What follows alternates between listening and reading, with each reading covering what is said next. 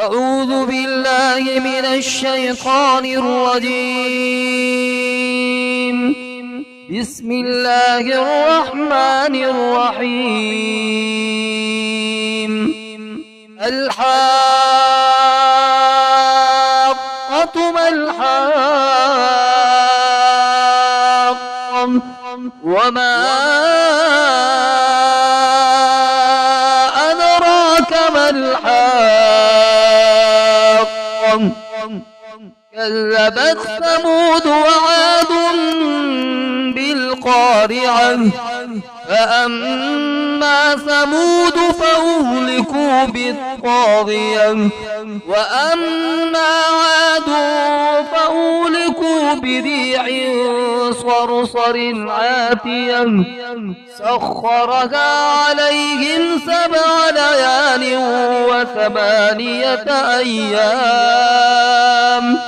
وثمانية أيام حسوما فترى القوم فيها صرعا كأنهم أعجاز نخل خاوية فهل ترى لهم من باقية وجاء فرعون ومن قبله والمؤتفكات بالخاطئة فعصوا رسول ربهم فأخذهم أخذة رابية إلا لما طغى الماء حملناكم في الجارية لنجعلها لكم تذكرة وتعيها أذن واعية فإذا نفخ في الصور نفخة واحدة وحملت الأرض والجبال فدكتا دكة واحدة فيومئذ وقعت الواقعة وانشقت السماء فهي يومئذ واهية والملك على أرجائها ويحمل عرش ربك فوقهم يومئذ 8 يومئذ تعرضون لا تخفى منكم خافية فأما من أوتي كتابه بيمينه فيقول هاؤم اقرءوا كتابيه إني ظننت أني ملاق حسابيه فهو في عيشة راضية في جنة عالية قطوفها دانية كلوا واشربوا هنيئا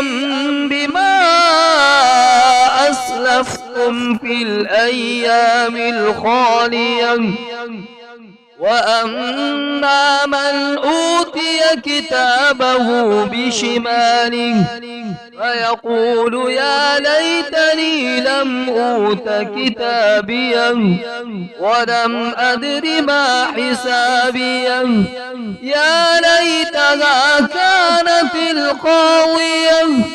ما أغنى عني ماليا هلك عني سلطانيا خذوه فغلوه ثم الجحيم صلوه ثم في سلسلة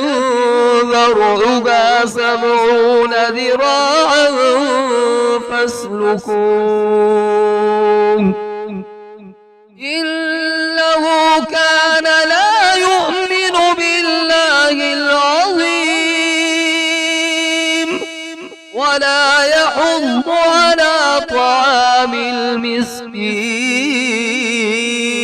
المسكين فليس له اليوم هاهنا حميم ولا طعام إلا من غسلين لا يأكله إلا الخاطئون فلا أقسم بما تبصرون وما لا تبصرون إنه لقول رسول كريم وما هو بقول شاعر قليلا ما تؤمنون ولا بقول كاهن قليلا ما تذكرون تنزيل من رب العالمين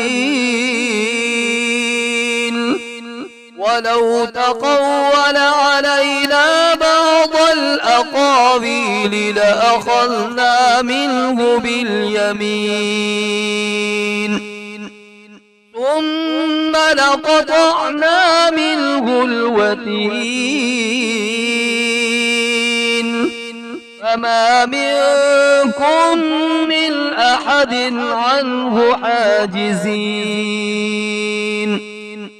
وإنه لتذكرة للمتقين وإنا لنعلم أن منكم مكذبين وإنه لحسرة على الكافرين وإنه لحق اليقين فسبح باسم ربك العظيم صدق الله